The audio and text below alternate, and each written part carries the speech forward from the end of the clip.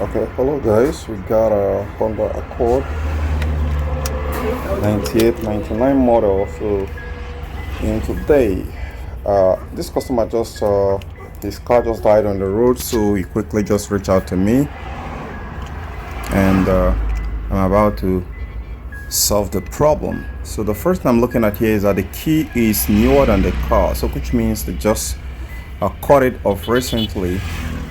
Now I have to open the bonnet and look at some things here and see if there is anything out of place, like the fuse box. So that is what you should do. Look, the fuse box area here. There's going to be another one on the end stream, the driver's side of the dashboard, and airstream of the driver dashboard. There's another fuse there which I'm going to show in this video.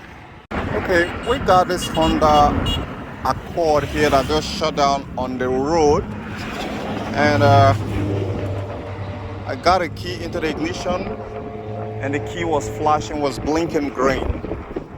So when I take a look at the key, which I got right here, I can actually see that the key is newer than the car. The car have done a lot of body works and all that, so you can see a lot of dirt on the engine. So but right here, I know that the car has actually gone through a lot, and the key is newer. So what that tells me is that there could be a problem with the transponder chip here. So if yours died on the road like this, and maybe you rebuild the key initially, newly, you want to go ahead and get another key that you're going to use to start up the car. Now, as it's blinking, there are a lot of things that can actually happen, but for it dying on the road, for this very car here, aside the key that is blinking, we have another situation here. And if I pull the key in the ignition right now, you can see the fuel gauge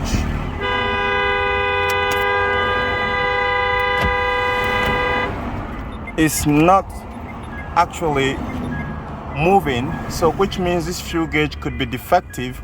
This fuel gauge could be bad, and this fuel gauge is what actually led this car to stop on the way right here, and probably out of gasoline before the key light started flashing. But in today, I've definitely decided I'm gonna start this car no matter what happens. So you watch this video to the end, and I'm gonna tell you exactly what I did to solve the problem without rebuilding the key, so long as you know that the key has been there before, and you save yourself thousands of dollars. And if you have not subscribed to my YouTube channel, yeah, what the hell are you waiting for to subscribe? You should go ahead and subscribe.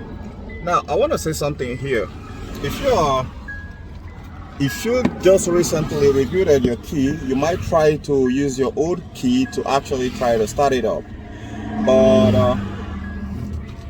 and in that regard, the deal here is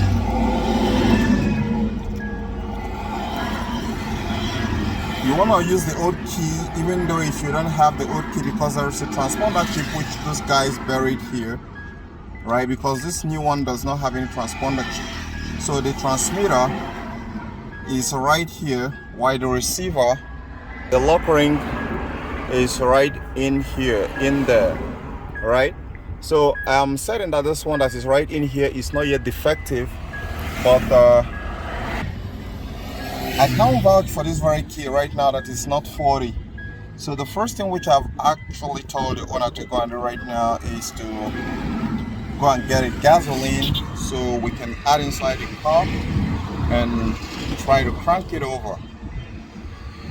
So if suppose you run out of gas when yours have this problem, then there could be some other things, not just this key immobilizer. You should go ahead and get a very good quantity of gasoline into your tank first before trying to bother about the green Christmas tree light which you're seeing on your dashboard, like in this case here. Now this light is supposed to be very sharp, and it contains some detail. You can see the light flashing there, the trip flashing. You see maintenance require flashing right there.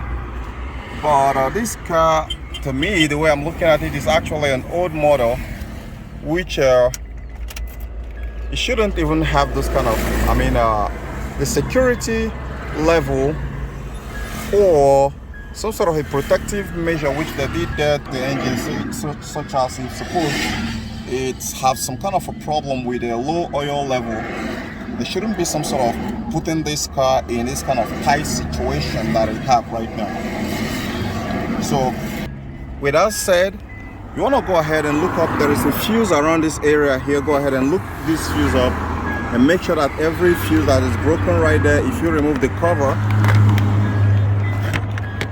all those fuses that are around this area there, it has its diagram here. So you go ahead and check it and make sure anyone that is actually blown, you replace them, right? If you see anyone that's blown, that could actually be the culprit, because at this very point here, you don't actually know exactly what is actually causing it. And if you have the old key, if you still have the old key fob at home, then you want to get it, even though if suppose the key tongue, I'm gonna call it the tongue, has been damaged, which is this guy right here has been damaged. You can just place the body close to this one, or find a tape and brace it together like this. Brace it together like this and use it to start the car, right? That works a lot of time. So other fuses that is supposed to check are inside the, after checking those ones there, if there is no any fuse that's blown, you can come ahead and insert the key in this ignition and leave it for some time. All right, so if suppose there have been some sort of a disconnection or some sort of a discommunication between the system, while you leave it here for like let's say like 10 minutes or 20 minutes, it should be able to recollect its memory. It should be able to recollect its memory so that you can be able to use the key to start it on, so long as the chip, the transponder chip that is right inside here, is not broken. Now the last thing which I'm going to be saying here in this very episode here is, let's take a look at some other things here. We'll put the ignition on and see this light flashing. You can see how this is very hot afternoon right here, and the light even on the key, it can't even show, and it's blinking. So what does that tell me? I think that's some kind of things which I never looked upon all this while we're trying to troubleshoot this problem. Now to me, what that means is here is that the battery could be extremely low, and if the battery is extremely low, the car is going to lose its memory to the key,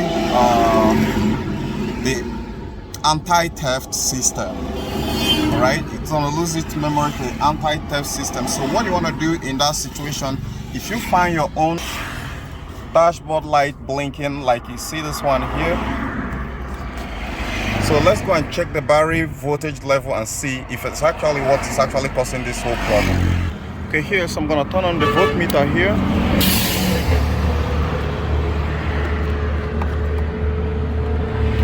And I'm going to use the probe positive to here,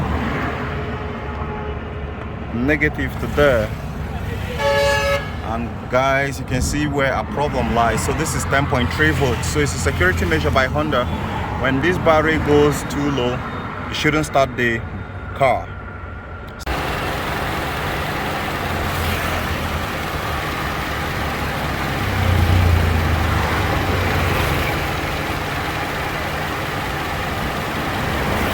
So you can see it started up. So go ahead and find a very good battery that have up to 12.3. battery that have up to 12.3 volts and try to start the car, and it should solve your problem, right? But if that doesn't solve your problem, go ahead and review this key and make a duplicate of it, and it should start your car and get going.